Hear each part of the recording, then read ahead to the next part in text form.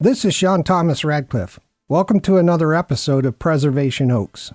In this series, we introduce you to professionals from museums, cultural, genealogical, and historical societies across the United States.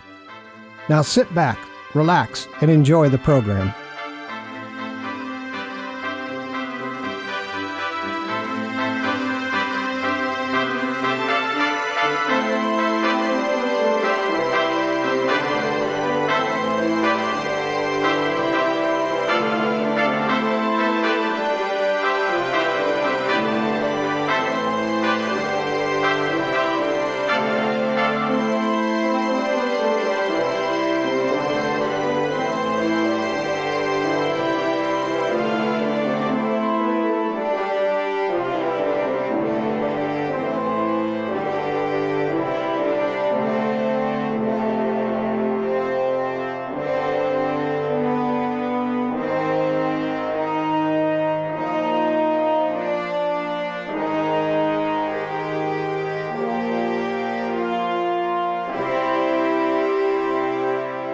Good day, everyone. This is Sean Radcliff coming to you from Salt Lake City, and this is Preservation Oaks, the internationally syndicated original talk program on MicroStream Radio, where we feature interviews with professionals from museums, cultural and heritage institutions, historical and genealogical societies across the United States. Our main platform is preservationoaks.podbean.com, but we're on almost every podcast platform as well as YouTube, Facebook, and Odyssey. So wherever you get your podcast groove on, I appreciate it very much when you like, comment, follow, or subscribe. We give people a better understanding of these organizations. We let them know how they're supported, how each is unique to the communities they serve, what programs and events they currently have underway, and what services they offer to the public and their members. We believe this information is vital for people to know how to work with these organizations and how important it is to join, support, volunteer with, and donate to one or more of these core societies. Remember that your donations are tax deductible. Each guest organization on Preservation Oaks brings with them a truly unique perspective around how they tell the story of their communities, how they continue to be relevant for the times in which we live, and what kinds of exhibits and volunteer opportunities they've created. This makes listening to each episode of the program interesting, fun, and diverse. If you're listening and you'd like to be a guest on the program, or if you have questions or comments about the program, spin off an email to preservationoaks@gmail.com. All right, that all being said, let's get this show snapping. Our curated August historical events for this episode are: on August 2nd, 1923, President Warren G. Harding died suddenly in a hotel in San Francisco while on a Western speaking tour. His administration had been tainted by the Teapot Dome political scandal, and his sudden death prompted many unfounded rumors. He was succeeded the next day by Calvin Coolidge. In today's world, that event would have ended up on social media platforms with all kinds of alternative and conspiracy theories. Anyway, on August 5th, happy birthday to John Eliot. He lived from 1604 to 1690, and he was born in Hertfordshire, England. He was known as the Apostle to the Indians. His translation of the Bible into an Indian tongue, which happened to be the Massachusetts language, was published in 1661. It was the first Bible to be printed in North America. On August 6th through the 10th, 1787, the Great Debate occurred during the Constitutional Convention. Outcomes included the establishment of a 4-year term of office for the President, granting Congress the right to regulate foreign trade and interstate commerce, and the appointment of a committee to prepare a final draft of the Constitution. Just imagine if we had C-SPAN back then. On August 14, 1935, President Roosevelt signed the Social Security Act establishing the system which guarantees pensions to those who retire at age 65. The Social Security system also aids states in providing financial aid to dependent children, the blind, and others, as well as administering a system of unemployment insurance. 102 years ago, on August 18, 1920, the 19th Amendment to the U.S. Constitution was ratified, granting women the right to vote. August 26, happy birthday to American inventor Lee DeForest.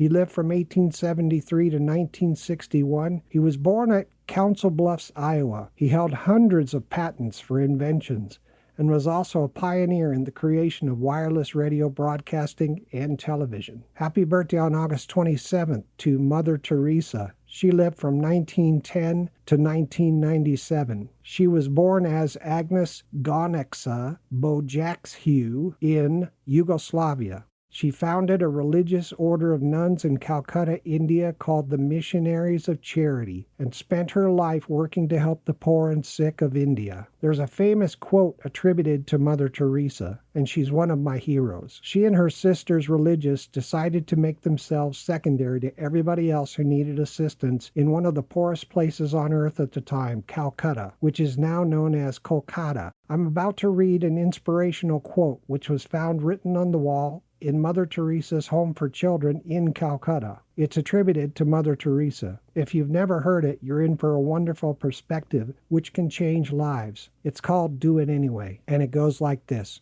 People are often unreasonable, irrational, and self-centered. Forgive them anyway. If you are kind, people may accuse you of selfish, ulterior motives. Be kind anyway. If you are successful, you will win some unfaithful friends and some genuine enemies. Succeed anyway. If you are honest and sincere, people may deceive you. Be honest and sincere anyway. What you spend years creating, others could destroy overnight. Create anyway. If you find serenity and happiness, some may be jealous. Be happy anyway. The good you do today will often be forgotten. Do good anyway. Give the best you have, and it will never be enough. Give your best anyway. In the final analysis, it's between you and God. It was never between you and other people anyway. Here's a couple of genealogy quotes. The kind of ancestors you have is not as important as the kindness of their descendants. Many genealogists neglect telling their own stories, while in the midst of telling the stories about others. Don't let that happen to your family.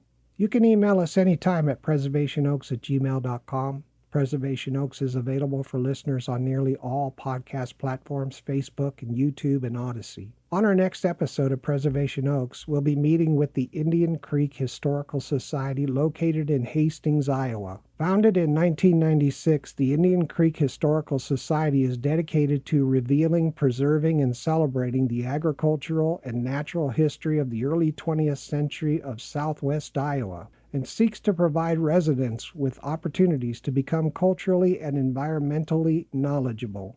It'll be fun and interesting chatting with Bill McGrew, president of the board of the society. So stay tuned for that. For this episode, however, we greet President Kent Stehlik of the Ford County, Kansas Historical Society and his colleagues, Secretary Connie Penick, Vice President Doug Austen, and Treasurer Sonya Hughes. I've been excited and waiting to get to this episode and to have a conversation with Kent and his team for two reasons. The first is that I'm really enticed by the history of Ford County, Kansas, which includes Dodge City. There is so much history in this area of the country. And wow, yep, we're about to find out about it. The second reason is because of the Ford County Historical Society, which is a fantastic organization. You folks in Ford County, Kansas have such a wonderful historical society, and you're very lucky. If you're a resident in the local area, this episode will help you understand what the society has to offer, how you can participate and take advantage of the worthwhile events the society sponsors, and how to best support them by volunteering and donating. You know, history is something we all experience and also have the opportunity to learn from. Learning from the past is the most powerful driver of the future that we have as humans. And those who ignore the past cause a lot of churn and divisions in our world. How much has been lost and destroyed by people ignoring the lessons of history? During this episode, I'm so excited to learn a bit about the history of Ford County, Kansas, which includes Dodge City, where Wyatt Earp and his brothers enforced law, where Bat Masterson lived and is still remembered. I really want to learn why the city is called the Queen of the Cowtowns, how Wild West days, Dodge City days, and the rodeo are still important events in the city that the people of Ford County attend and support each year. I want to learn about the county's population, demographics, and what the Ford County Historical Society is doing across the county today in order to gather and share the history, stories, and experiences of the people living there. I'd like to learn more about the Dodge 300 and the Mexican Village, what the main industries in the county are today and in history. It's amazing how much history there is in Ford County, Kansas. But what I want to learn most about is the Ford County Historical Society and the unsung heroes of the county who manage it. The Society is a non-profit organization dedicated to the preservation of the history of Dodge City, Ford County, and the American West. They do this for the people of the county. This organization brings the past to life and makes the community a better place to live, all with the help of a militia of volunteers who make the world go round and round.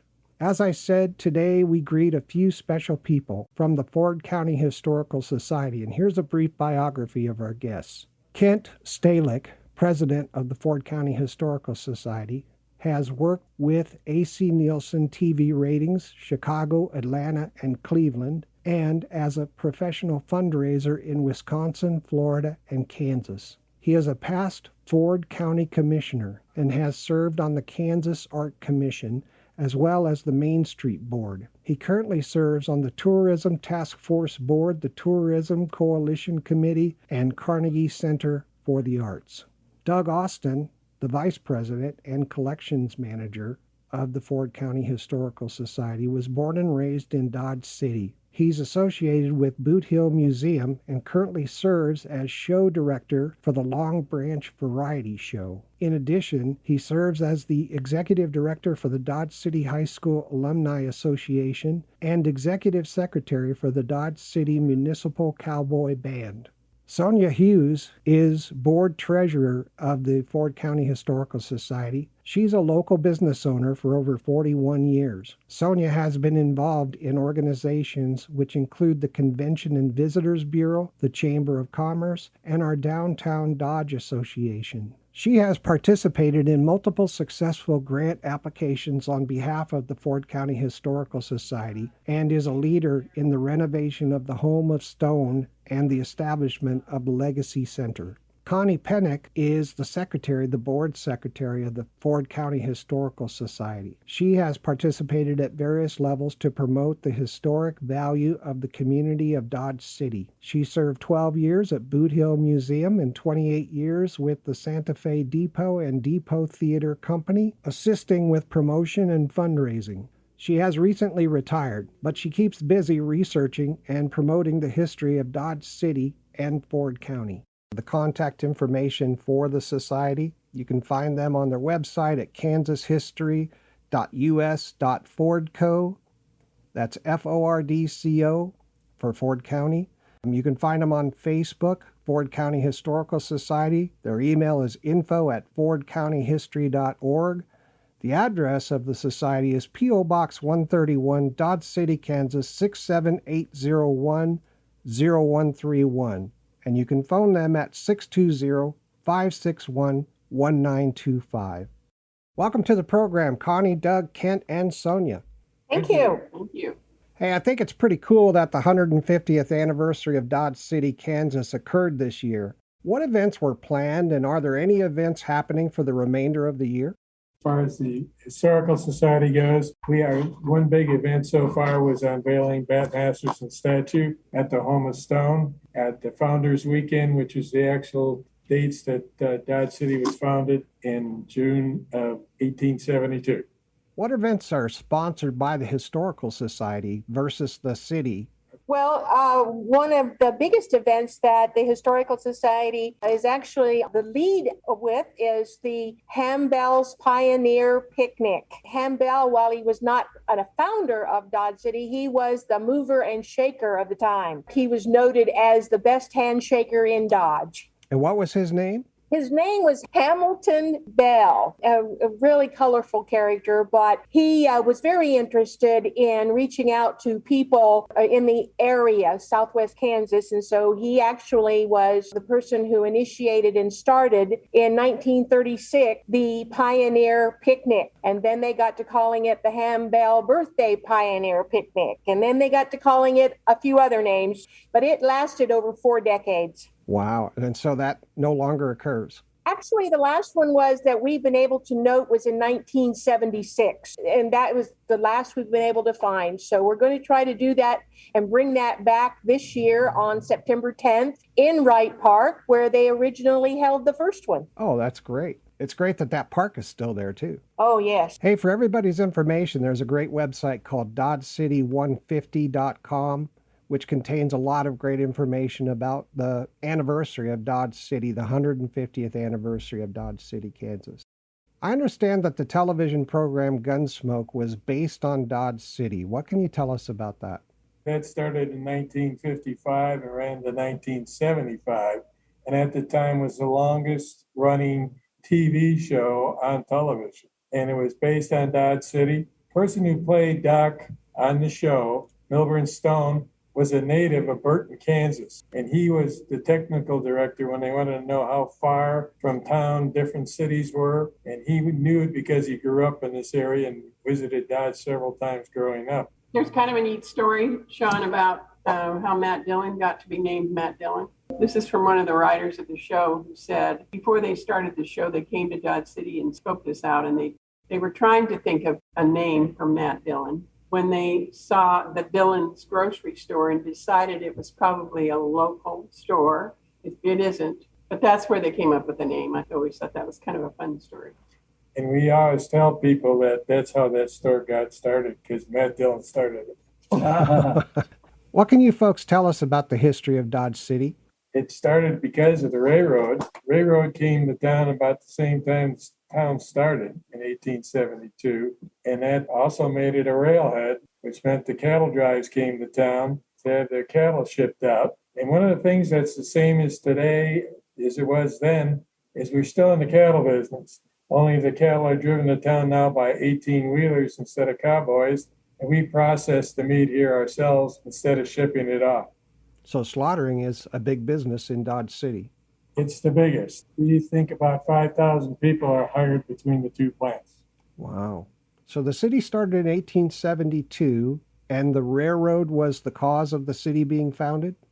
It was a big cause. There are a few people here. Robert Wright, Wright Park, everything else, was here and started a store, and he had so much business when he sent in orders on different things. People thought it was a mistake, and they had to double check with him because he did so much business. Very cool. What about the history of Ford County? How did it start? It started the next year. It started in 1873, and next year will be their 150th. And of course, being the Ford County Historical Society, will be very involved with that. Oh, yeah, of course. You mentioned Bat Masterson. What did Bat Masterson do in Dodge City that caused the people of the city to honor him and remember him? He was probably, of all the famous gunmen we had here, lawmen, he was more involved with Dodge City than Wyatt Earp or Doc Holliday. And he was the sheriff at one time. He was assistant sheriff at one time and would come back different times. He spent a lot of different times here and did things with the famous peace officers and all the rest of that with Wyatt Earp and so forth. And he had the longest history here. And also was honored through the years, not just this year with the statue. He sold one of his guns about a year and a half ago for $488,000. Ooh, wow. Wow. His brother Ed is buried here. Yes. He was killed here and buried here. His whole family was here. It's all of his brothers. And as Sonny said about one brother, and he originally came as a buffalo hunter. First time he came here, as well as Wyatt Earp, and the most famous guys came here originally as buffalo hunters. Then he eventually became the sheriff? He became the county sheriff, yes. Why is Dodge City known as the Cowtown capital or the Queen of the Cowtowns? Basically because of so many cattle we driven here. We have several cattle trails. Probably the biggest one was the Western Cattle Trail. And for the whole era, thousands and thousands of head of cattle were driven here. and put on the trains to go east to the slaughterhouses at the time. And the cowboys coming to town were rowdy because they had been on a trail so long and were ready to celebrate. And they caused a lot of trouble and a lot of the gunfire. And that brought the reputation. That's how it happened and continued to happen through that cowboy era. And so to control the cowboys that were shooting up the town and partying, I guess, back then you had Wyatt Earp and Bat Masterson, who were the law. That's right. They were pretty good at being on both sides of the law. That is true. Oh, they were. Oh, yeah. What did they do on the other side of the law? Well, they had interest in the saloons, Oh, of course, yeah. and they were pretty good at gambling. Wyatt Earp always was looking for a way to make money through his whole career. Well, they were smart fellas. Yeah, they did it in several towns, not just that. And did they stay in Dodge City? Are they buried there in Dodge City? No. Matter of fact, Wyatt Earp ended up in Los Angeles and did some work with John Ford on movies, directing him on different things. So it was in the real estate. Bat Masterson ended up in New York City working for a newspaper as their sports editor, died at his desk of a heart attack. Oh, my goodness. Now, that's something you don't hear every day. Bat Masterson, this courageous lawman that helped tame Dodge City, went to New York City and was a sports writer? Yes. Oh, And there's a better story than that. He befriended a cub reporter at the newspaper who became a famous author and playwright. And this was Damon Runyon. And he did the Guys and Doll play on Broadway that became a movie. And he was so good friend of Bat's that he named him one of the main characters in Guys and Dolls, Sky Masterson. Oh, my goodness. Oh, that's great. And Marlon Brando played that role in the movie version. Now, I understand there was a premiere of a movie in Dodge City. That's right, When did that happen? 1939.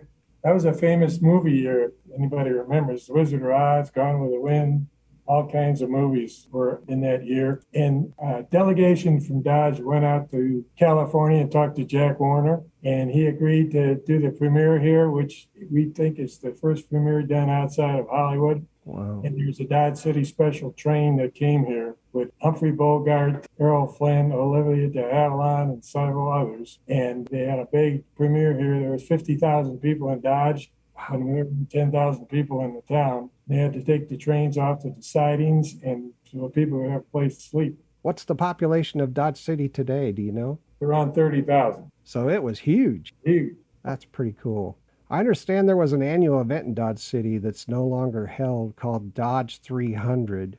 What was that about? That was motorcycle race. In Dodge City, for about 10 years, between the teens and the 20s, the Dodge 300 was probably the most famous motorcycle race in the country. Okay. That's another time that we got more people in town than the town's population. And they again had to take trains and put them off on the sidings for people to sleep because you couldn't have enough motels, hotels here. And it was a very famous race. The oval, it can still be seen from the sky if you're in a plane. And the real interesting story is originally Harley wasn't involved in the race. Indian was winning all of them. So Harley decided they had to be in this race. And when they came out here the first time, their racing crew found a piglet running around. And there's a picture of the crew with the piglet. And the myth is, story goes, that's how Harley got his Harley Hog name.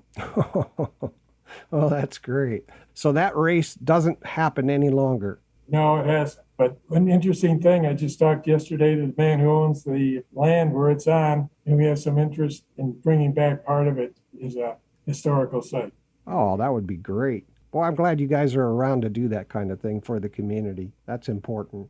What was or is Mexican Village? I read something about it on the internet. You know, I think Sony, she knows a little bit about that. Book was just published, and she happens to know the author of that book, and so maybe Sony could speak on that. Thank you, Sonya. Mexican villages were pretty common in railroad towns, especially in Kansas. Ours was from 1906 to 1956, when they finally completely dismantled it and forced people to move out of there. It was actually on the railroad property. I visited with an author of a brand new book, Tim Wenzel, who has got a book dedicated to Dodge City's Mexican Village, A Place and Time, just yesterday. And he told me the thing that made our Mexican village unique was they had a school, a church, and a grocery store. Most of them had none of those. I think the railroad had a little bit of a tough time getting them out of there. Well, what is a Mexican village? Is it where the railroad would bring in workers from Mexico and Correct. create like a city? Yes. Oh, okay. Got On it. the railroad property. It was near the roundhouse And that was just to build or maintain the railway, right? originally. As far as I know, there's not even any remnants of it. Oh, okay. Well, that's too bad. Yeah. That's too bad. There is a big Latino population in Dodge. As you mentioned before about the slaughterhouses, a lot of our workers there are Mexican heritage. Oh, very cool. Okay. Yeah, so they stayed in the area. Right. Yes. Mhm. That's a great legacy. I bet some of them have stories of their grandmothers and grandfathers or their great grandmothers and grandfathers working on the railway. In Tim's book, there's a lot of pictures and articles about that. Oh, very cool. And that book's available on Amazon? Yes, Yes, it it is. is. Okay. Thank you very much. You're very welcome. Tim is also a member of the Ford County Historical Society and is very supportive of our historic endeavors. So we're glad he likes to do this kind of research. Yeah, that's very cool. There's an important historical fort in your area known as Fort Dodge. Ford County Historical Society, is it involved with the preservation of the fort? Yes, we are, and Connie's kind of the head of that. I'll let her tell you. It's a very large project, and the endeavor to preserve Fort Dodge has taken a long time. I think one of the things that is most noted right now is that of 7 forts that were established, Fort Dodge is the only fort not on the National Register. Our goal right now is to correct that and get Fort Dodge on the National Register for Historic Places. Yeah. The one thing that makes Fort Dodge a little more unique than any other of the historical forts is that it is still what we call a living community fort because it is the soldiers' home. It was called Fort Dodge Soldiers' Home. So there's still people there at the fort, military people? Yes, actually, you have to have served in the military in order to even be there at the fort, either for, as an independent living situation or in the health facilities. Your spouse could come with you if you served in the military and were married. The spouse could come with you. So it was actually established for both men and women who served in the services. Well, that's fantastic. Yeah, I hope you're able to get it listed. It really deserves to be, huh? Yes, and it's been a long process because, like I said, we are dealing with a fort that still has people at it. Most of your forts are just museums, Right. while ours is probably some of the oldest buildings, still original to around 1865, 1868. They're still standing and viable, but we Wow. need to preserve them. We have a very strong relationship with the Kansas State Historical Society and our Preservation Society that is in favor of preservation. And so we are working on that agreement. That is great. And today, do Thanks. people visit the fort? Actually, yes, they do. We do answer the questions about the fort. We have a trolley that runs daily, and the fort is a part of that trolley trip, and they will talk a little bit about it. And then the people can actually then, if they would like, they can go back to the fort and do their own walking tour if they would like. But most of the buildings are not open to the public at this time. So we're hoping to be able to correct that so they can get access to the museum that's out there and some of the other historic buildings. Oh, great. Kent, you were going to say something? One of the reasons we want to save Fort Dodge, besides the building itself, is the history of it, of course. And that history contained many personalities from the Old West, Civil War era, and so forth. General Sheridan, General Sherman, Custer. Then we talk about Kit Carson, and we talk about Buffalo Bill, and we talk about several other people. And it's like I mentioned too, that the man who wrote the Discovering Livingston in Africa was Stanley. He was a reporter and he was out there. Wow, that's pretty cool. There's others that I can't list all of them, but there is a treasure trove of things like that at Fort Dodge. And also it's only 5 miles from Dodge City, which is the queen of the cowtowns. I hope you guys can get that listed and build a relationship with those folks to preserve what's out there. We hope so too. Hey, can you please provide the audience with an overview of the communities that you serve in the area, the variety of your membership, and the mission and objectives of your society? Our community is right now maybe 2/3 Hispanic. And also we have the smaller towns because we're a county in western Kansas, Spearville, Kansas, Buckland, Kansas, Ford, Kansas, and many other smaller communities, and we serve all of them. We have especially done outreach to those towns I mentioned for their history. We don't want this just to be about Dodge City. We've had the smaller towns. One of the biggest John Deere dealerships in the country is in Buckland. And also in Spearville, we had a regional telephone company that was very, very successful. And we want all these people to be able to be involved in our review of our history because they were involved in it too. Well, that makes sense. And is your membership in the county primarily, or do you have members, in the other states of the United States or overseas? We have members in the county, of course. One of our member at large is from Gray County. That's the county west of us. We have plans to meet with the other historical societies in Southwest Kansas and even outside of Southwest Kansas, Garden City, Liberal, other towns like that, and to spread the word. And we have some people who have lived here and gone other places that are still interested in participating when they come to town. And one of the things we've thought of recently is history is not being taught in schools as much as it used to be. So we have what we call a landmark art program where we're going into our K-12 system and having the students themselves do artwork of landmarks, one different each year. And then we're going to award the top participants, and the awards are going to be given in the landmark itself. So they not only read about it, but actually make art out of it and be in the buildings themselves. Did you tell us about your mission? Our mission is basically we're trying to create a future for our past. That's the short version of our mission. Well, I would like to mention, Sean, also the longevity and sustainability of the Historical Society.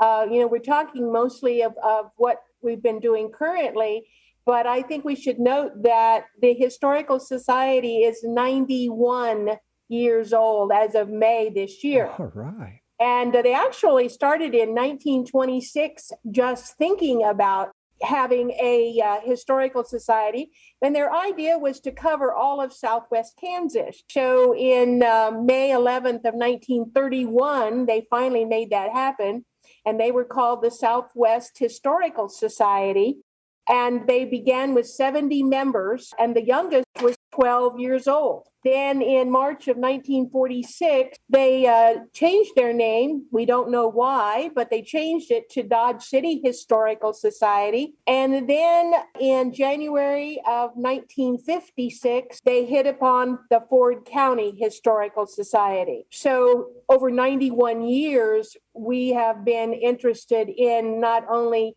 Dodge City, but Ford County and all of Southwest Kansas. Well, that's so early to be starting 1926. You probably have a lot of artifacts. I'm sorry to interrupt, folks, but it's time for our first break for a few minutes. All right, listeners, we'll be right back after these important words. You're listening to Sean Radcliff and Preservation Oaks, the world's best podcast.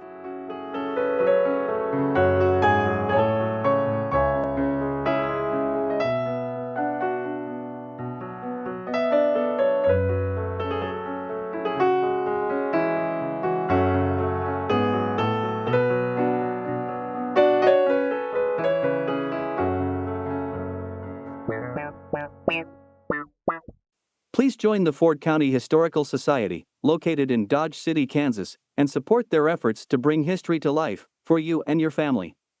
Visit their website at kansashistory.us/FordCo and learn more about this valuable local nonprofit organization. Donate, join, and become a member today. You'll be glad you did.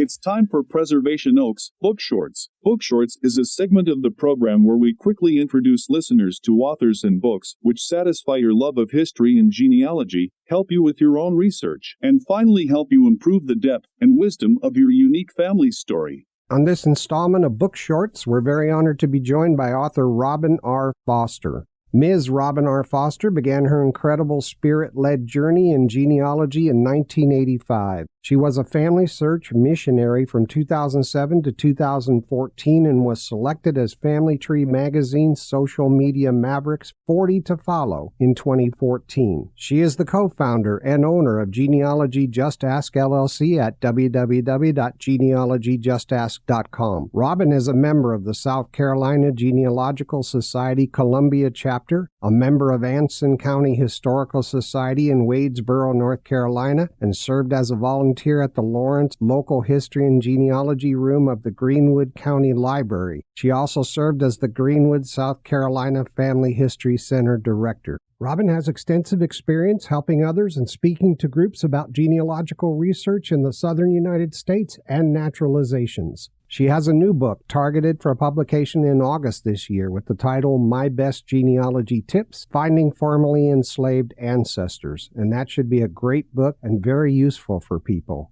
So listeners, I hope you'll jot down a note to self to go and get a copy when it's published. Please join me in welcoming Ms. Robin R. Foster to discuss her book, My Best Genealogy Tips, Quick Keys to Research Ancestry. Robin, thank you so much for being here. First of all, I'd like to say how awesome your book is. Thank you. Hey, how many people would you say you've helped with genealogy over the years? Well, I'll tell you that it's got to be more than 64,000 people. In the last 7 years, I'd say 64,000 people. I've been doing this since 1985.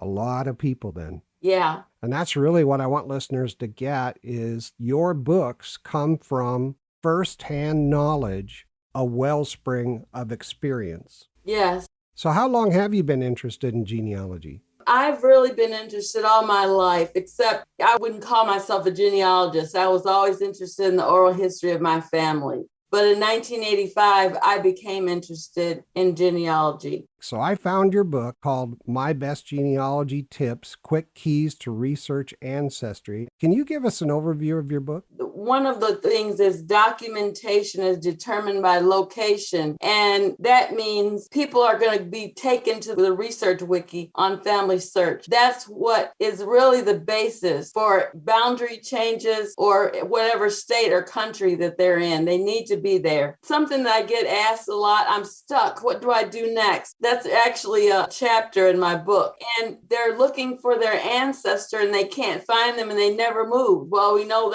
there must be a boundary change. That's pretty much what the book is about, especially finding the historical records. I talk about lots of records. So the book is all about curated tips that you have learned over the years, and now you're sharing those with people so that they can make progress with their genealogy. Is that what inspired you to write the book? Yes. Fantastic. So many people don't know basic things. I keep this book right by me because I look at it myself. Fantastic. Where can somebody get a copy of the book? Well, I like going to Amazon. And just so you know, my publisher has not paid me what I've sold. Oh, no. Yeah. So the attorneys are handling it. You can buy this book and then the new one will come out, Resolving Research Questions. But it's My Best Genealogy Tips, Resolving Research Questions. So the book's the same, but the title is changing. The title is changing. The cover's changing. I might add a little in the front, but it's basically the same book. I very much enjoyed that through a couple of chapters, chapter 15, chapter 16. Your advice to people is slow down. What's the rush? I think it's really good advice. Would you like to add anything to let people know why, in your years of experience in family genealogy, that advice would be one of the keys to success? Well, there's always more. When you're doing this work, there's always more that you can find out. You can search a collateral line. For example, you can search the Social Security index, and then you can order the SS5, and it tells you a lot more. So you just have to slow down. You got to think about all the different aspects of where to find records. Is that right? That's right. And it gets more important the further you go back that you've done those things. Right. Because it gets harder. Basic keys.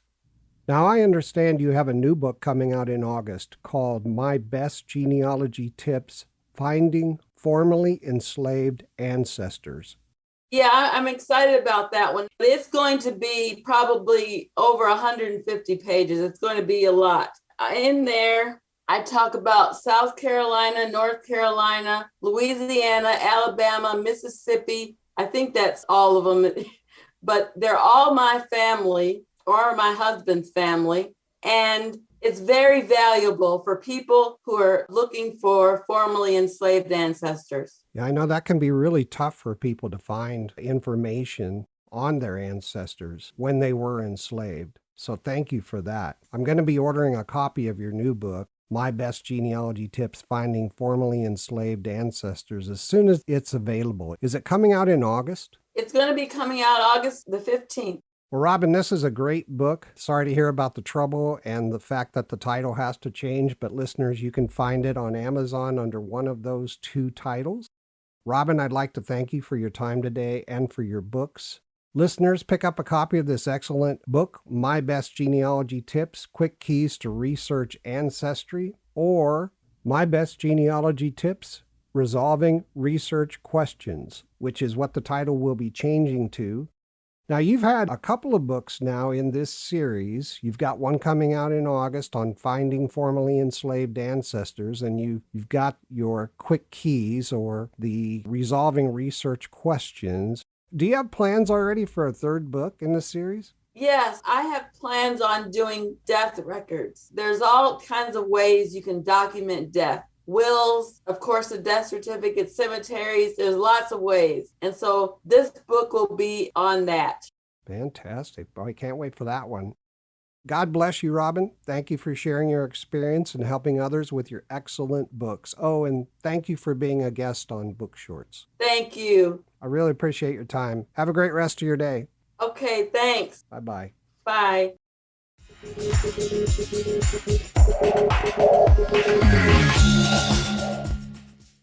And now, back to Preservation Oaks.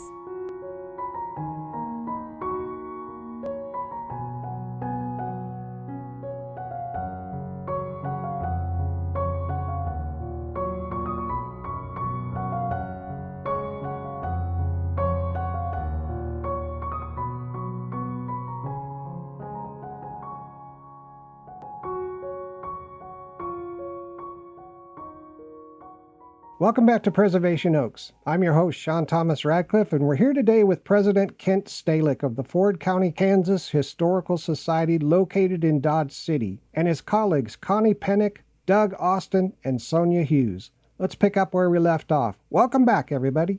Thank you. Thank you. What's coming up on the horizon for your society? You know, you haven't heard from Doug, and Doug is a person with a vision for our exhibits, and he is our collections person, and so he could probably tell you a lot about our vision and what's to come. Well, we acquired this building 2 or 3 years ago. The county bought for us 22,000 square feet. And our plan is that we will have permanent exhibits in here related to everything in Ford County. The main exhibit will be called Only in Ford County, with subsections, religion in Ford County, education in Ford County, the railroad in Ford County, all those different things based on what artifacts that we've gotten in. We talked a little bit earlier about some of the small communities. Ford is one of the small ones that's about 17 miles away. We acquired a huge collection from their school. It actually had closed 50 years ago. And the city was using the old grade school as their city building, and they were preserving a lot of this old high school information,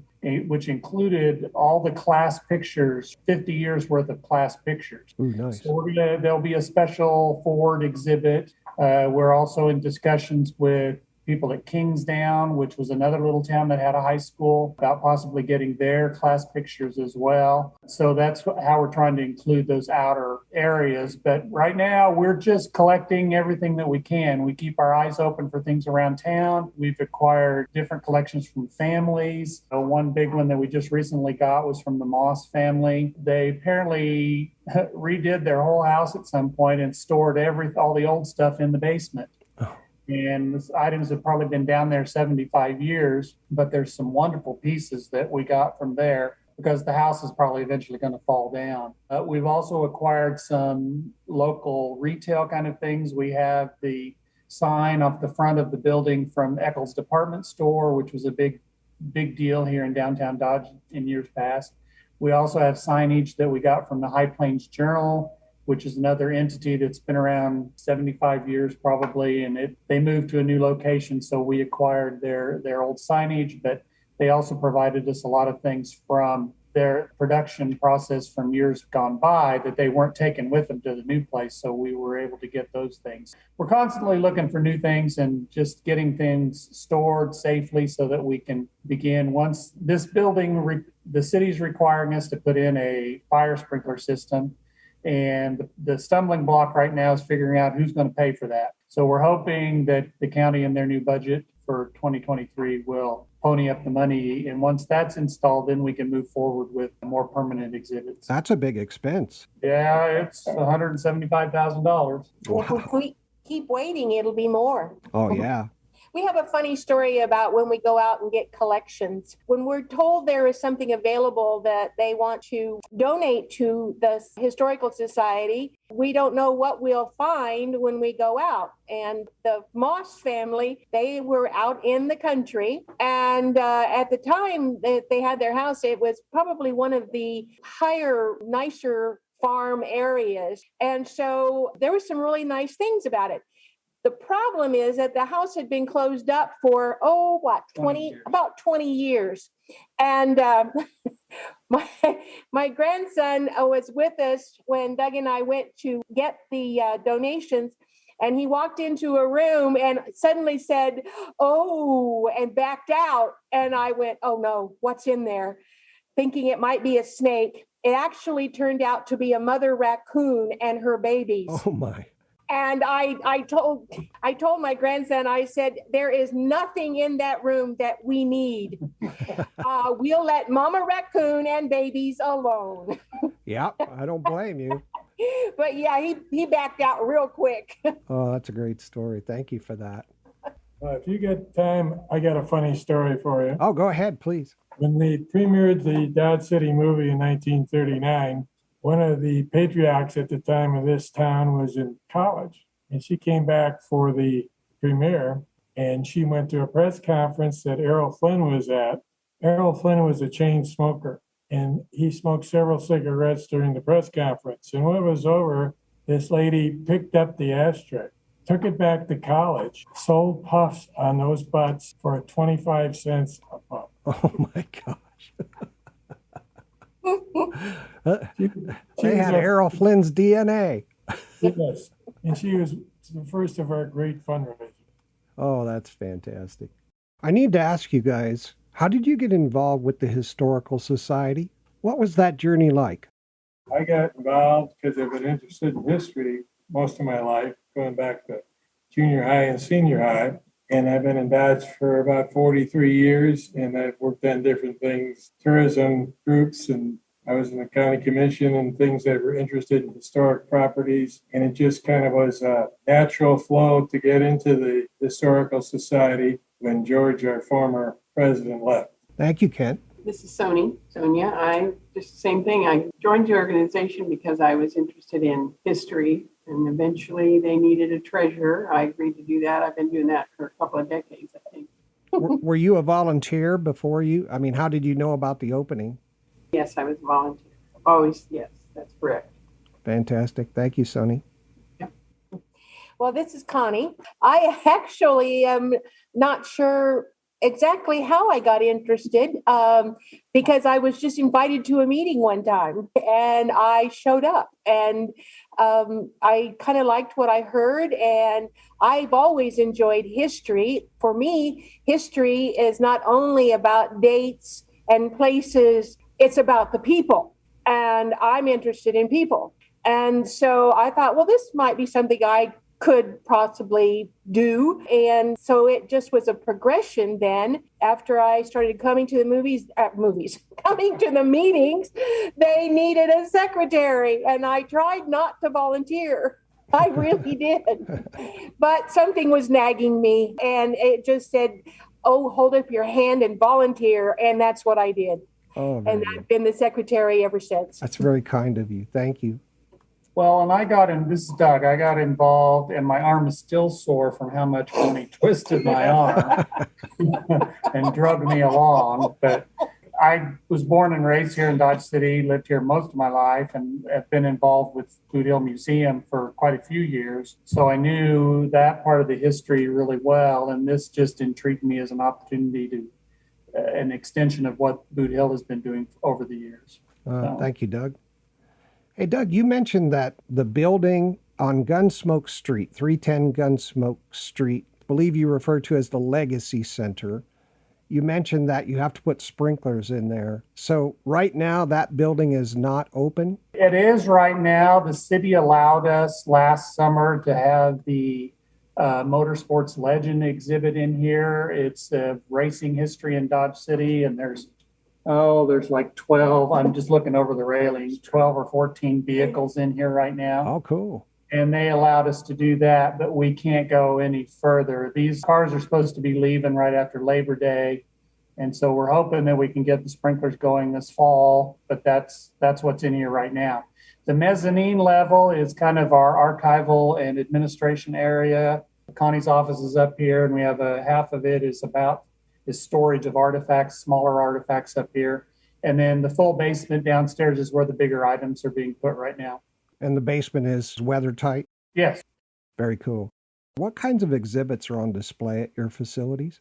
I think you'd be talking about the Home of Stone, which is the Mueller-Schmidt house that actually was started in 1881 and completed in 1882. The Mueller family lived there, and unique to the house is that it is made of limestone, and it is the oldest house in Dodge City in its original location. Oh, nice. The walls are 24 inches thick, so you're not going to move that house very easily. Whoa. They actually cut the stone on the saw log and then brought it in to their location by wagon. And by building it with stone, we don't have a lot of trees out here in Western Kansas. And so wood wasn't going to be an option. Okay. And they had a wonderful stonemason, which is a whole history in itself. Also, another person involved was the woodworker. And so the interior was also done very well. So the whole history about the Home of Stone, which is actually an exhibit in itself. The Mueller family sold it to the Schmidt family. They're the only two families that ever lived in the home. And a lot of their original furniture from the Muellers went to the Schmidts. And when the Schmidts sold the house to Ford County to be used as a museum, they sold it with the original furniture. So there's a lot of everything that was from the 1880s. Wow. That is And so cool. the house itself is a huge exhibit all in itself. And then, of course, we have the Coronado Cross. And I know Kent is a little bit more well-versed on the Coronado Cross, so I'll let him talk about that. Coronado Cross is not too far from Fort Dodge. It's a 28-foot cross and is on the place where Coronado came and held the first Christian service in our North America. And basically it was on the south shore of the Arkansas River and is commemorative for that. And a few years back, before I was involved, he found some artifacts out there and sent them ultimately to the University of Chicago, and they time dated them to the 1540s when Coronado was supposedly there. Wow. So who was Coronado? He's a Spanish explorer that came to find the cities of gold. Seven cities of gold. 7 cities of gold. Oh, wow. Actually, at one time in the area where we are located, we actually were under, I think, 6 different flags of countries that claimed our territory. Wow. Yeah, the south bank of the Arkansas River was once Mexico. Yeah, that makes sense. And what goes on at the Coronado Cross today?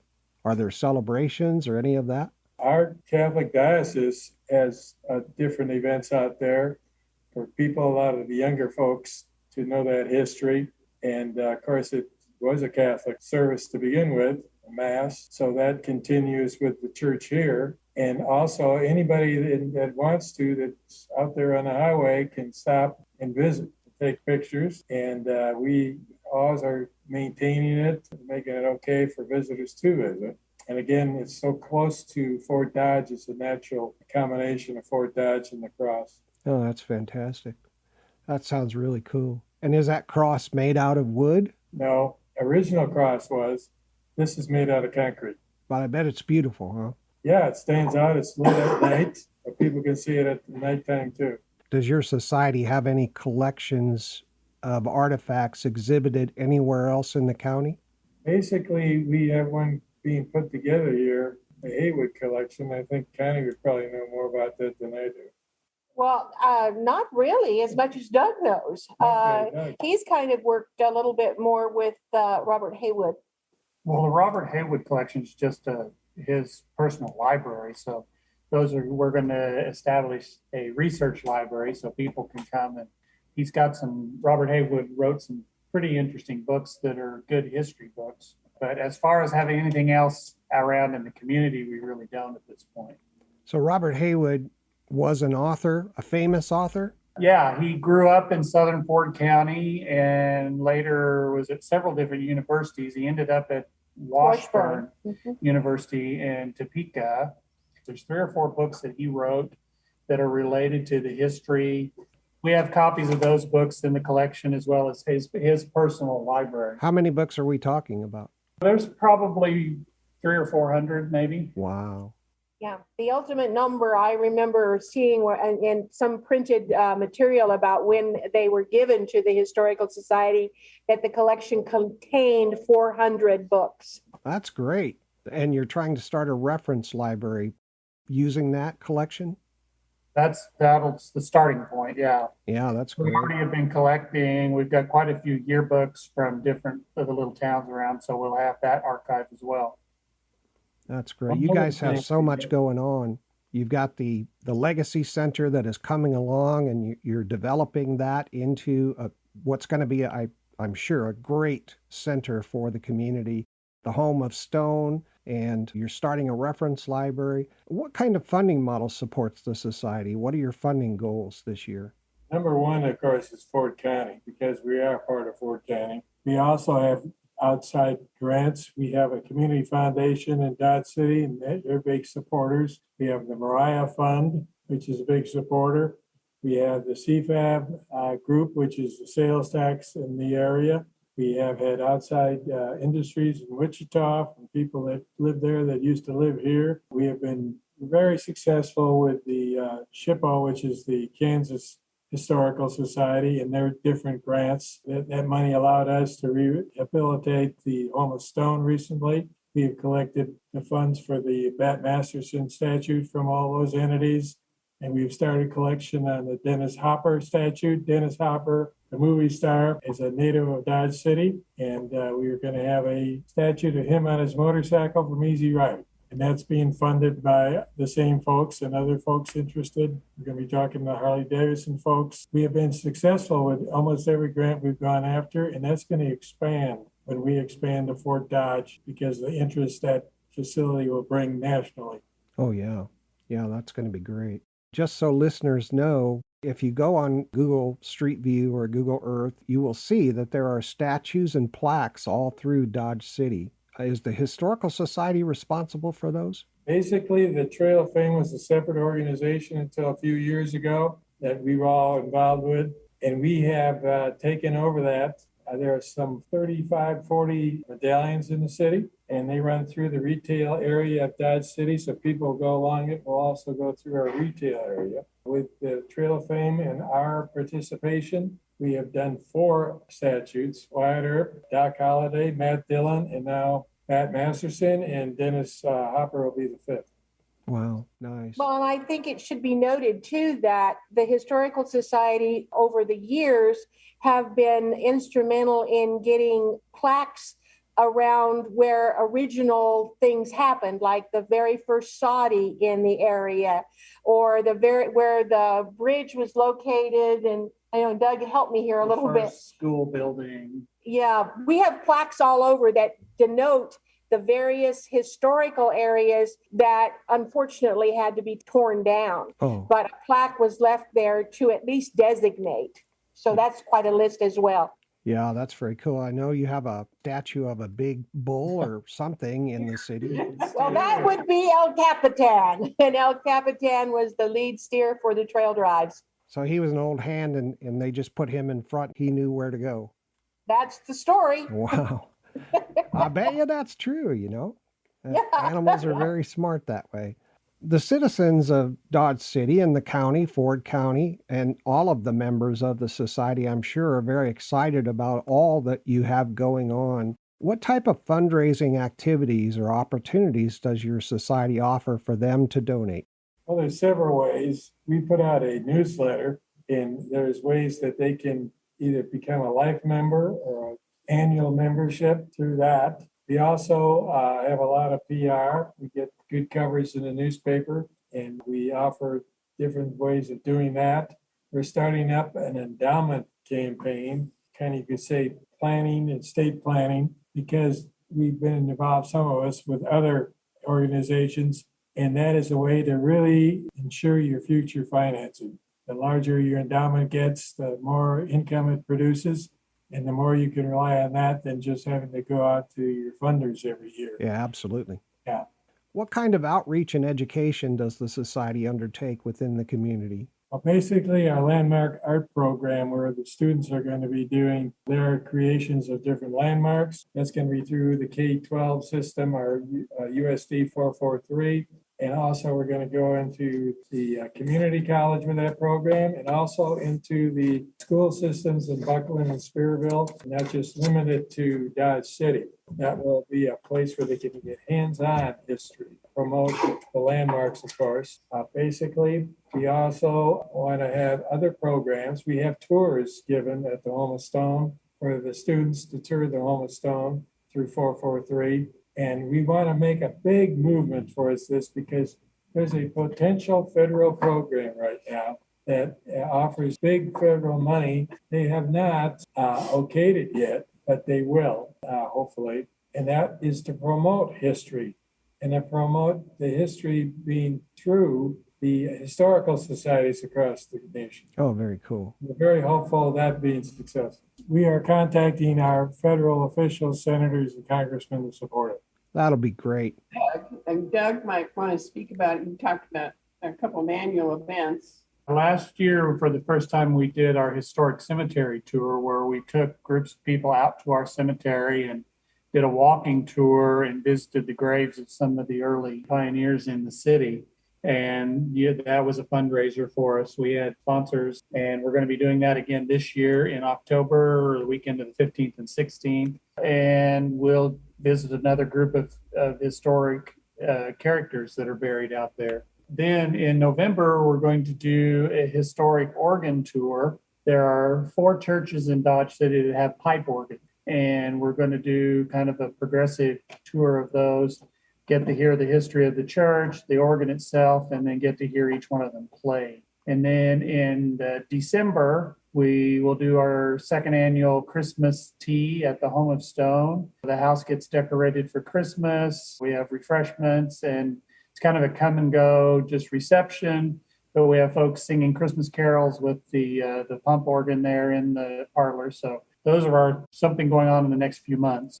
The other thing is that we interface with a lot of the other entities in town. We work closely with Boot Hill because their time period is the Old West up through 1900. So we cover 1900 to the present. So when they get people offering things over there that don't fit their time frame, they contact us and vice versa. So we're working together with them. The Kansas Heritage Center is another research library here in town. It was originally part of the school district and now is part of the public library. And they are a great resource that we use to find out a lot of things that went on. And then the Convention and Visitors Bureau here in town, they are part of the Historical Society. and we interface with them a lot. They promote the Home of Stone for us and the Legacy Center. So we're doing a lot of things to stay connected to everybody in town. That's great. Hey, what kinds of volunteer opportunities does the society have for members and the public? We have a board, I'd say about 15 people, and about a third of those people are from outside Dodge City. You can have a lifetime membership, you can have an annual membership, and we're getting more people interested. Some people don't want to come to board meetings, but they want to do projects. And it seems every day we get more and more people that are interested because they see the Historical Society doing things, and they think, okay, now there's a place I can put these things, or that I can bring up an idea I have. And Connie will tell you, is our point person, that she handles most of this stuff on a day-to-day basis. And sometimes it's overwhelming. And it's happened in the last couple of years more so. And it's just, I don't know, it's like we started a couple of years back, and it's just gotten bigger and bigger and bigger. And as you said, Dodge City's a special place. It is. We are not the average city because of our history, because of Hollywood, because of television. And it's just kept going for years. Like it's time to get out of Dodge, people say all the time, even though we don't want them to. And it's a special place.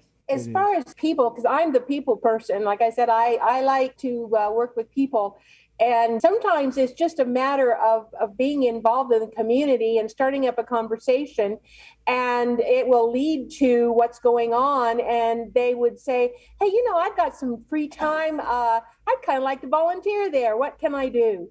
And I said, if anyone is bored, they won't be after they come here. Because we have plenty of things to do.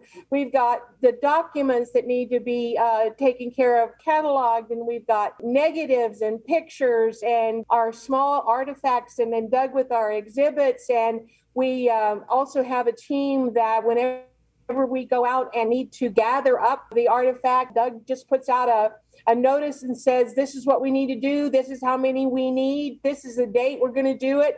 And they respond, and we go from there. And so I think the biggest thing is that it is just connection, verbal connection. We reach out and they respond. Yeah. Fantastic. Just give you an example of how these things come up. Last night I got a phone call from the man who runs our 3i show here. He was involved in the 100th anniversary of Dodge City. And I don't know if you've ever heard of Stan Kenton, the band leader. No. But he's from Wichita, Kansas. And he worked with this gentleman at a 100th anniversary and did music. And they took over the Civic Center and called it Gay Lady Saloon. And they put on this show. And he's got artifacts from that. And he called me yesterday that he wants us to come out and look at these artifacts from the 100th anniversary. Oh, nice. And you'll have plenty of room once that Legacy Center's ready. Hopefully. Yes.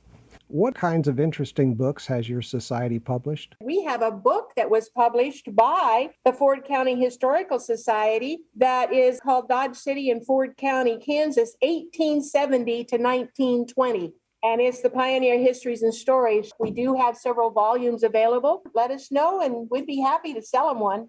Great. How do they contact you? What's the best way for them to do that? Oh, my goodness. Email is probably the quickest and fastest and the most used today. Use info@fordcountyhistory.org. All right. Use info@fordcountyhistory.org. That's the email to get that wonderful book. Yes. Mm-hmm.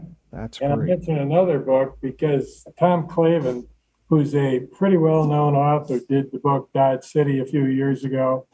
And he was one of the books on the New York bestseller list for a year or so. And that pushed us getting a Bat Masterson statue because he didn't know why we didn't have a statue of Bat Masterson. And by the way, it is the only statue of Bat Masterson in the world. In the U.S. In the U.S. Well, I think there's one in Canada. Was Bat Masterson in Canada? He's born in Canada. Yes, that's where he's my. from.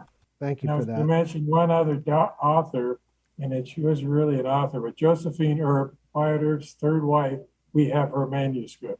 Did she publish a book, or she hand wrote a manuscript that wasn't published? She published a book called I Married Wyatt Earp. And what was her name? Josephine Earp? Josephine Sarah Marcus Earp. Wow, very cool.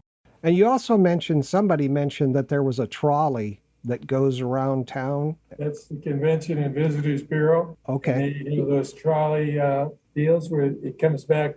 One of the stops is by the Home of Stone. And eventually, well, they do go out to the fort now, but they can't let anybody off because the stuff they really want to see currently isn't open. And that's why we're going to do the historical register there.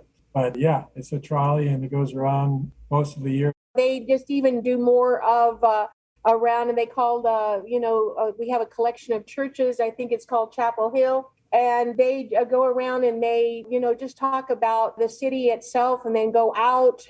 Even I think they go to, it's an overlook where we have a very large livestock feed yard. And visitors who come out west are amazed at where those cattle actually reside that they buy in the grocery store. Yeah. It's a whole nother experience. Oh, yeah, I imagine. Well, that's great. If you've got the civic leaders investing in a trolley to go around, you must have a lot of visitors every year. Yes, Boot Hill Museum and that entity, it does a really good job of keeping track of the numbers of visitors because, quite honestly, you can't come to Dodge City without visiting Boot Hill. And so they do that. And I mean, their numbers vary from year to year, depending on, the economic status of the time, the weather. There's a lot of things that will come into play. And we keep records at the Home of Stone when we have those visitors. So sometimes they're upward of, Doug, help me, 50,000 people. Anymore, I don't know the exact number, but we had an incredible year in 2021. And this year, I think they're saying within 10 or 15% of that.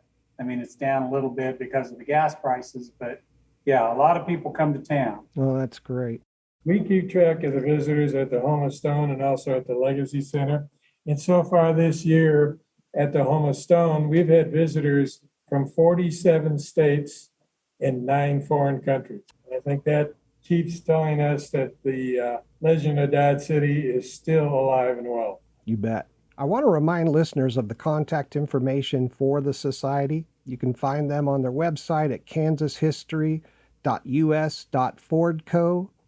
That's FORDCO for Ford County. You can find them on Facebook, Ford County Historical Society. Their email is info@fordcountyhistory.org. The address of the Society is P.O. Box 131, Dodge City, Kansas 67801. 0131, and you can phone them at 620-561-1925.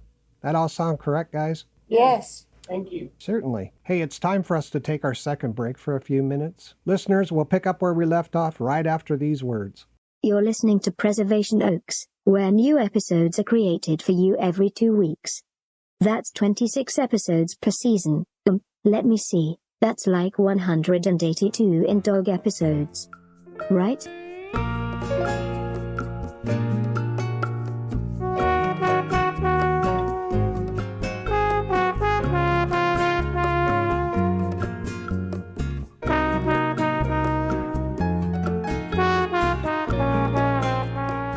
Remember that feeling of wonder when you learned something fascinating about the past for the very first time?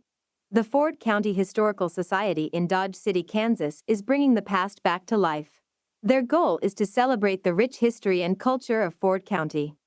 Be a part of the action by volunteering and supporting the Ford County Historical Society. Visit their website at kansashistory.us/FordCo and learn more about this valuable local nonprofit organization. Donate, join, and become a member today. The Heartland Museum in Clarion, Iowa. For over 2 decades, the museum's mission has been to preserve and celebrate agricultural life in Wright County and Iowa.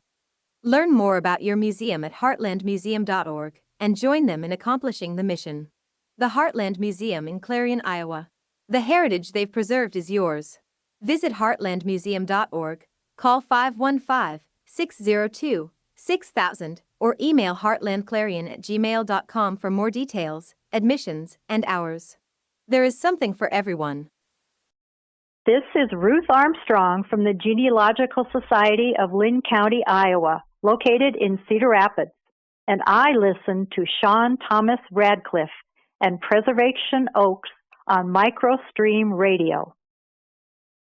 Back in time, when people got sick, they got well again due to the knowledge their mom had from her mom, and she in turn from her mom, and, well, you get the idea. A good knowledge of history is a good thing for all kinds of reasons when making decisions about the future. Learn the history of your ancestors and your community at your local historical or genealogical society. Historical traditions are there for a reason. Support your local society today and, like a good mom, pass the knowledge on to your kids.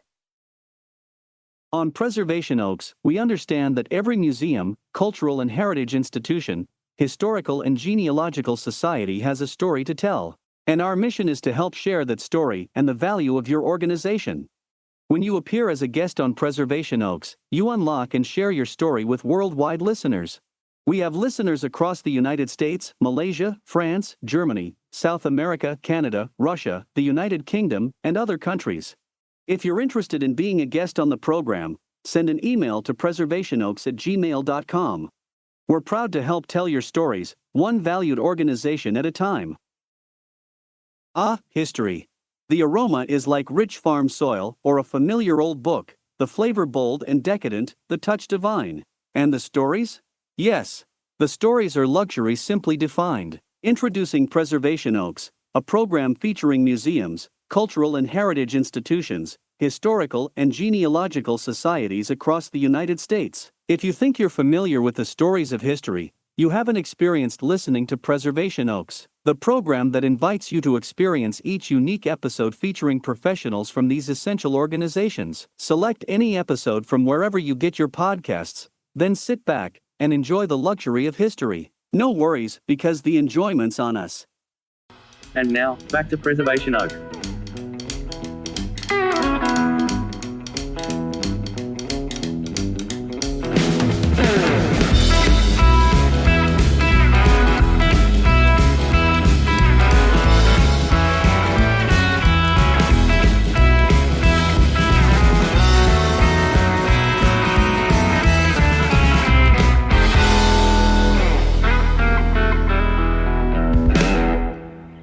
Welcome back to Preservation Oaks. We're here today with President Kent Stehlik of the Ford County, Kansas Historical Society located in Dodge City, and his colleagues Connie Penick, Doug Austen, and Sonya Hughes. You guys have helped to really educate us on Dodge City and the uniqueness of this part of the country, and that's really great. Thank you so much for the information you've shared with us about your society.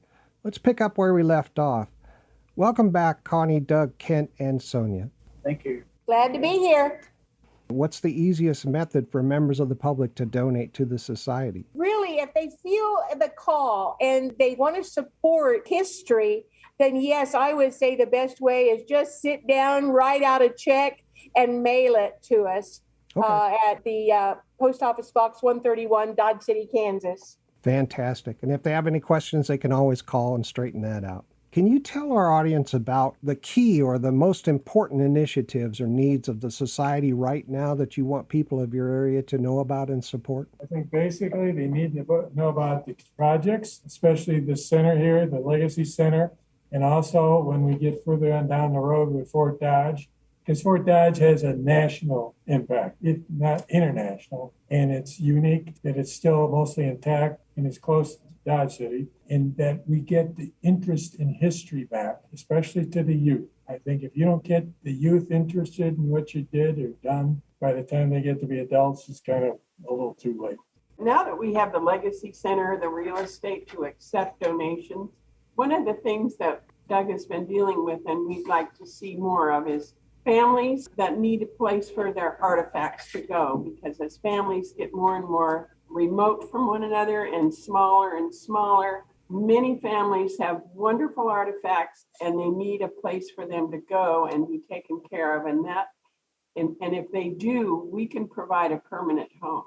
Doug, you want to address that? Well, yeah, that's one of the things that we try to keep the word out there. I've been trying to do an article in the paper monthly about new artifacts and showing people that there's things that they might not think about that we would want, and we do. When somebody contacts me about artifacts, my first question is, well, what's its connection to Ford County? because we want to make sure that we're just not an antique store, as it were. We need to have the stories that go with it. Right. That's why this recent collection from the Moss family is so wonderful, because they have a long history in Ford County, not only in Ford, but also in Buckland. So those are the kind of things that we hope we get, and we get the stories that go with them. Well, plus you can keep those artifacts safe. You can keep them in temperature control and humidity control and preserve them properly, right? Absolutely. Absolutely. And that's important. If I'm thinking about giving my collection, that I've kept in a box in the basement, for so many years, over to somebody of my family, it's important that they know it's going to be preserved. Exactly. Thank you for that, folks. Sure. We are the spokesperson, I would say, for history. And like you already know, we've been doing it officially for 91 years. And things come up all the time. We find people that just yesterday, we had a memorial service for our former vice president who passed away. And several people came up with ideas and things they're working on. Mentioned the racetrack. The owner of the land of the racetrack was there and is interested in doing something. And also he has other properties he's interested in. And we don't always know what these projects are that should be preserved until somebody comes to us and says, did you know about this? And these stories we talked about today, we didn't know about a couple of years ago, some of them. And it's because of these people coming to us with this knowledge that we take it on. We are much more active today than we were 5 years ago, 10 years ago. And I think it has given the community and people involved more of a knowledge and more of a desire to do more history. Yeah, there's no place like Dodge City, that's for sure. What are your thoughts about how best to keep history and community support flourishing for the current generation, like K through 12? Well, as we mentioned, our art program, we're about to start getting them to tour the facilities like we do with the Home of Stone and eventually do with others. Getting the community itself interested in educating the history of the younger people, the parents, the grandparents, the influencers of the kids, teachers, and so forth. They've got to have somebody who can relate to them, that history. And as long as we got people like sitting in this room right now, we weren't around when the Wyatt Earps and everything were going on here. And yet we keep them in the public's eyesight. And hopefully that will continue in future generations. And I think that has to be done in every community, every state, because I just read a book about Abigail and John. That was John Adams and his wife when he was working in Washington to start the country. And I couldn't believe what I read because they were separated for years, 6-7 months at a time. She went through losing a mother, losing her daughter, and he was away. And they had agreed that they would both do this. He would stay in Philadelphia and she would stay at home in Massachusetts and give up all that family life, all that sacrifice because of the importance they gave to this country. And that's exactly the type of thing I think it has to be with us today and in the future. Yep. John, we're the custodians of whatever we can preserve for now. We're the ones in place for now, and we hope we can raise interest of this custodianship, so to speak, in younger generation. That's our job. If we lose the younger generation, we have lost it. Yeah, agreed. What services does the society offer for free? What do members have to pay for? Basically, anybody can come through the Legacy Center of the Home of Stone without charge. They can make a volunteer donation, which we hope they do. But as far as coming in, they don't pay anything to get in. And we want to keep that available with the donations we get from other entities. And our meetings, of course, are open to the public for them to come to. I don't think there's anything that we would prevent people interested in seeing what we do that would cost them anything but their time. And we want to continue that. Fantastic. That's a great sentiment. Well said, Kent. Is there any other information or any message you'd like the community or members to know about? Well, if they don't know about us currently or what all the things we do, I think your podcast is going to help that, especially maybe just not locally, but the entire state of Kansas. and outside the state of Kansas. Because who knows what former resident of Dodge City, Ford County, lives in another state somewhere and says, oh boy, I've had this stuff, like you said, in my basement, attic, and I can get that back to them. We get letters from people that used to live here with pictures and postcards and whatever they have. And the more the word gets out from what we're doing with you today and other things, the better and the more that's going to happen. But essentially, Sean, this is Sonya. If people like history, they'll like being involved with us in our endeavors, and they'll have an opportunity because of this new legacy center. They'll have an opportunity to get on the ground floor and their participate. Some people might find that appealing. So that legacy center, it looks like the timeline, at least to me, from what I've heard, is this fall potentially we'll put in sprinklers. And then it'll be open for business and you'll be able to utilize the entirety of the space. That's right. And we really want to do is make sure we're open by the spring, because in the spring, April of 2023, Ford County celebrates its 150th. Oh, that's nice. Wow. Oh, that's great. Oh, that'll be a and great with all of Doug's ideas for exhibits, it's going to take a lot of people, a lot of hands to help put those together. Yeah, and I bet that'll be fantastic. Hey, Doug, did you mention how many artifacts in total that you guys have as an organization? A bunch. I have no guesstimate on a number. We have collected things that have been in storage around town, because before the Legacy Center, the Historical Society didn't have a central location other than the Home of Stone. Right. So we've moved so many things in, we've picked up a lot of new things, and we're going to be using the Past Perfect software to start cataloging those items. So I can't even make a good guess on that. A bunch. Yep. Okay. Fantastic. It's such an exciting time to be a part of the action. Sean, I need to say, to add to Doug's comment about how many we have, when the Heritage Center moves and we receive some of it, it's like Christmas every day when we open a box. We have all kinds of boxes that have yet to be opened. So it's about Christmas every day around here. Oh, that's great. You'll be able to tell such a story of the history. Well, the interesting story about the Haywood collection, it was originally stored at the Kansas Heritage Center, which was part of the school district. And when they closed that and moved over to the public library, we made the assumption that the books went there. Then we got contacted by the former president of the society saying, where is the Haywood collection? And we assumed it was at the library, and we checked with them. They didn't have any idea what we were talking about. Oh, no. So that's what we discovered in some of the boxes we had. We had the collection here. We just didn't know it. Oh, thank goodness. Now, reflecting just a bit, how do you think your members, volunteers, and the community view the society in terms of benefit and value at this time? I think basically because before the last 6-7 years, the society was kind of in the background. And I think because of what's happened since, they value it more. I think some people are just waiting for something to happen. And those people have come forward.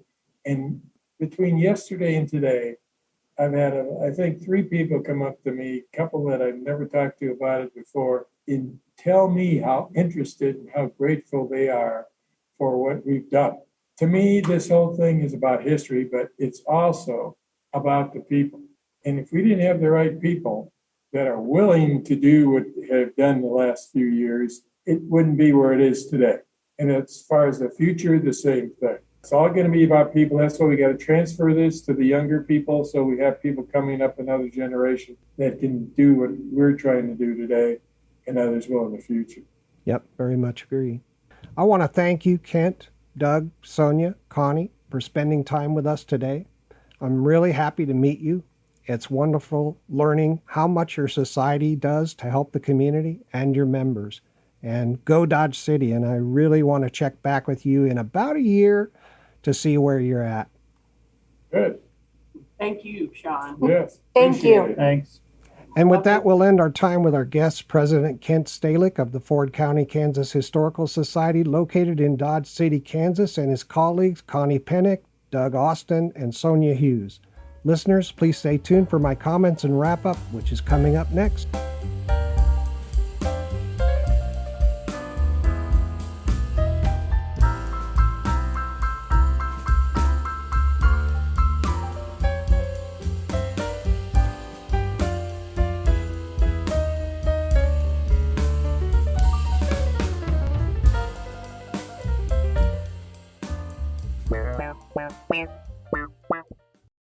Step into the past with Preservation Oaks.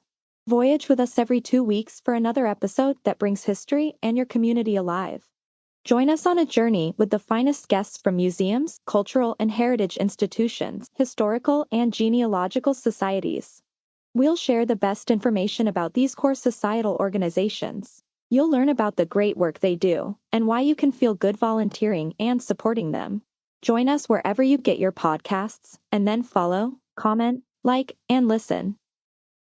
When so much of history is about the big moments, it's the detail stored and preserved in cultural, genealogical, historical societies and museums throughout the United States that makes the stories about the people and events of those times truly unique and enjoyable.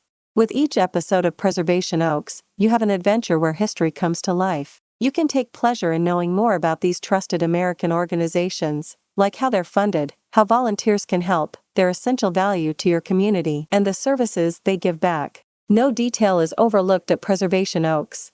Visit preservationoaks.podbean.com today, where great adventures are presented in every episode. If you're a historical or genealogical society listening to Preservation Oaks, and you'd like to be a guest on the program, please email preservationoaks@gmail.com. Again, that's preservationoaks@gmail.com. Listeners, thank you for listening. You can comment anytime about the show or send suggestions by emailing preservationoaks@gmail.com. Thank you. And now, back to Preservation Oaks.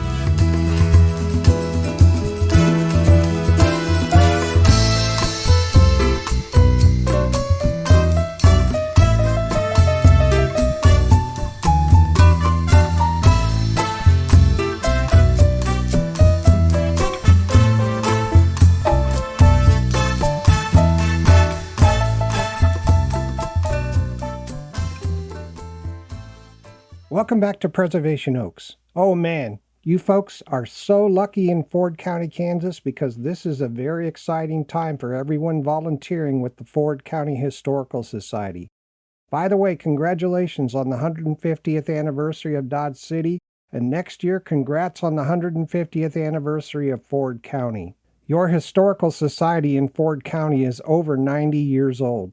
Now, even though the society's been around for a long time, this particular time at the Ford County Historical Society is the ground floor of a lot of very positive action for the area, and there's quite a lot of action that needs to be completed to make the Society's home in the Legacy Center at 310 Gunsmoke Street come alive. Sprinklers will hopefully get installed this fall, and then after that, they're going to need volunteer artists, computer people, carpenters, metal workers, photographers, digital workers, historians, archivists, curators, and electricians to get the exhibits planned, built, and installed in the Legacy Center. You know, these types of exhibits can't be bought at your favorite online shopping site. They have to be planned and built on site and for public exhibition, which means they have to be safe and look good. So the Ford County Historical Society is going to need an army of talented volunteers to get the Legacy Center set up and functional for the residents of the county. If you can help in any way, please connect with them. In addition to the exhibits, because the Historical Society didn't have a permanent home with enough storage to properly archive the hundreds of artifacts in their collection, their total collection needs to be re-inventoried and cataloged. The collections are now thankfully in one place in the safety of the Legacy Center. They'll be using the Past Perfect software, which is a collections management piece of software. But they're going to need volunteers to help get all the artifacts accounted for and entered into that software. Please connect with the Society if you can help. Beyond all that action, there will be opportunities for volunteers to help with the preservation of Fort Dodge. There are buildings there from 1865 to 1868 that will need to be assessed and conserved. Plus, there are always opportunities for volunteers to work with the public, not only at Fort Dodge, but also at the various events the Society sponsors, like the Hamilton Bell Annual Pioneer Picnic in September, the Historic Cemetery Tour in October, the Historic Organ Tour in November, and the second annual Christmas Tea in December. Not to mention, there's 30 to 40 medallions, plaques, and statues that need to be maintained all around the city. For those who like quiet and books, the Historical Society is planning to start their own reference center and potentially start helping people with their genealogy. Starting with the Robert Haywood 400 book collection, there are many, many other documents, photographs, and stories to document as part of the multi-year project. If you'd like to be a part of it, please connect with the Society. Please, everyone in Ford County and beyond, join the Society, support the Society, and volunteer with the Ford County Historical Society and be one of the people who rolls up their sleeves to get these awesome projects started and completed. I wish you all the luck in the world. The contact information for the Society, you can reach them at their website at kansashistory.us/FordCo. You can find them on Facebook at Ford County Historical Society. You can email them at info@fordcountyhistory.org. You can mail them at P.O. Box 131, Dodge City, Kansas 67801. Or you can phone them at 620-561-1925. Now, there are 1,000 questions I could have asked during our time together, but I didn't in the interest of time. If questions occur to you and you'd like more information, please connect with the Society via the contact information provided in this program. If you're a listener in the area the Society serves and you're not already a member, please consider joining, volunteering with, and supporting the Society. I hope this information helps the audience understand how valuable the Society is to the Ford County communities and what kinds of excellent experiences they have to offer to their members and the public. The Ford County Historical Society is truly one of our preservation oaks. Okay, that's a wrap for this episode. Music used today is from Asher Fulero, Akash Gandhi, Quintus Moriera, Track Tribe, Scott Holmes, and Cymbalbird. Microstream Radio is a registered trademark. This broadcast is owned and copyrighted by Microstream Radio. It cannot be rebroadcast, downloaded, copied, or used anywhere without the written permission of Microstream Radio. Thanks to everybody for listening. In honor of Bat Masterson, I'll say this is Sean Thomas Radcliff. See you all next time at the same bat time and bat channel. Preservation Oaks.